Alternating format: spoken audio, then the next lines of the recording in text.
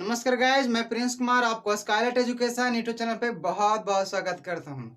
आज हम आपके साथ बहुत इंपॉर्टेंट टॉपिक पे बात करने जा रहे हैं और आज का हमारा टॉपिक है मौलिक कर्तव्य के बारे में।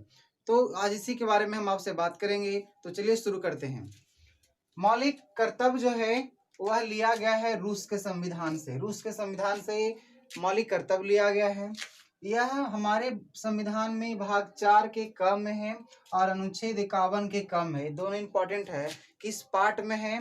तो पार्ट जो है 4 के ए में यानी कि 4 के क में है और किस आर्टिकल में, किस अनुच्छेद में है? तो वह 51 के क में है। अब इसका जो संख्या है, प्रारंभ में जब मौलिक अधिकार का जो संख्या था वह 10 था, लेकिन अभी जो इसका मौलिक अधिकार जो संख्या है वह 11 है। अभी जो इसकी संख्या है वह 11 है।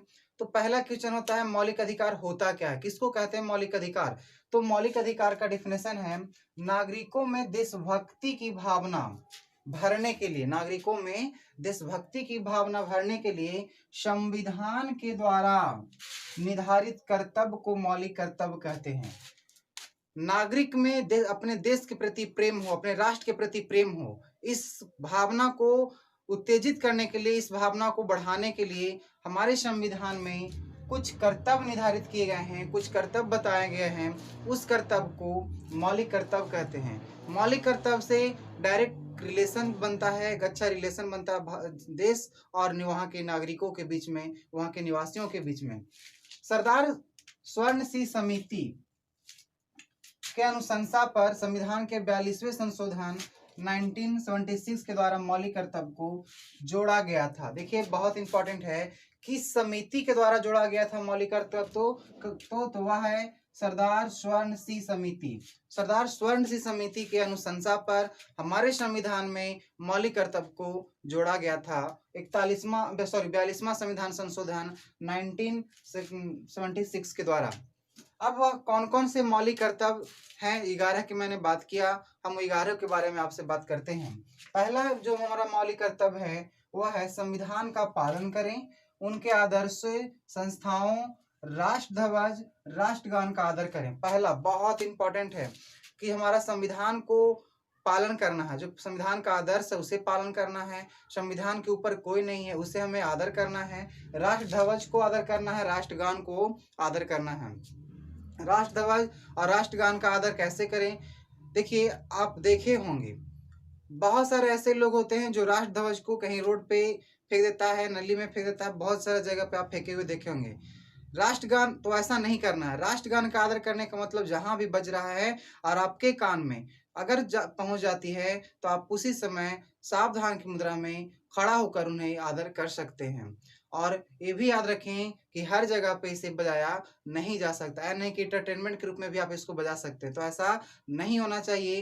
पहला मौलिक कर्तव्य है संविधान को आदर करें, राष्ट्र ध्वज को आदर करें, राष्ट्रगान को आदर करें। दूसरा मौलिक कर्तव्य है भारत की प्रभुता, एकता और अखंडता की रक्षा करें। भारत का जो प्रभुता है, एकता है और अखंडता है, उस एकता अखंडता को हमें बनाए रखना चाहिए और इसे बनाए रखने का प्रयास करना चाहिए, क्योंकि भारत जो है विभिन्नताओं का देश है और इस विभिन्नताओं में एकता बनाना, एकताई होना बहुत बड़ी बात होती है। तो इसकी रक्षा करना भी हमारा कर्तव्य है। देश की रक्षा करें। कोई भी चीज देश से बड़ा नहीं होता, सब कुछ देश के बाद ही होता है, इसलिए पहला कर्तव्य देश है। देश की रक्षा करना जरूरी है, ये हमारा मौलिक कर्तव्य है।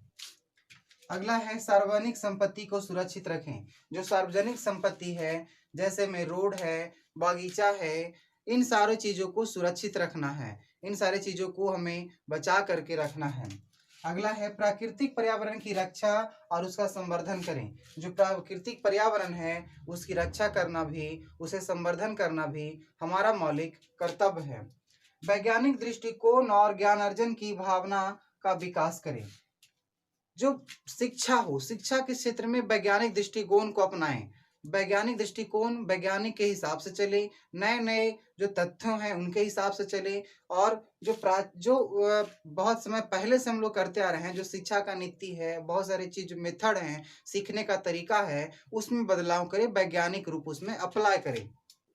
अगला है हमारी सामरिक संस्कृति की गौरवशाली परंपरा का महत्व समझे और उसका परीक्षण करें। हमारा जो सभ्यता है, हमारी जो संस्कृति है, उसकी गौरवशीलता को समझे, कितना इम्पोर्टेंट है, उसकी महत्व को समझे और उसकी रक्षा करना, ये भी हमारा मौलिक कर्तव्य है।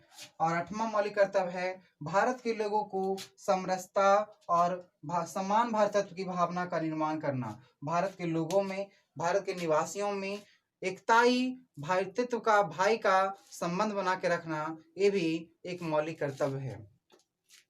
और संसद का सम्मान करें। 9वां हमारा है संसद का सम्मान करें। जो हमारा पार्लियामेंट है, हमारा जो संसद है, संसद को सम्मान करना भी मौलिक अधिकार है। और व्यक्तिगत एवं सामूहिक गतिविधियों के सभी क्षेत्रों में उत्कर्ष की भावना बढ़ाने का सतत प्रयास करें। जितना भी सामूहिक क्षेत्र हो या व्यक्तिगत के क्षेत्र हो, उनमें उत्कर्ष की भावना का लगातार बढ़ाने का प्रयास करना चाहिए। और 11वां मौलिक कर्तव्य है कि 6 से 14 वर्ष के बच्चे को निःशुल्क और अनिवार्य शिक्षा दिया जाए। जो 6 से 14 वर्ष के जो बच्चे हैं, उन्हें निःशुल्क और अनिवार्य शिक्षा देना, यह हमारा मौलिक कर्तव्य होता है। गाइस, हमने आपके साथ आज मौलिक कर्तव्य के बारे में बात किया। अब हम लोग बहुत जल्दी एक नए वीडियो पे बात करेंगे, तो जब तक आप इसको याद करिए और इसको ध्यान में रखिए। Thank you very much.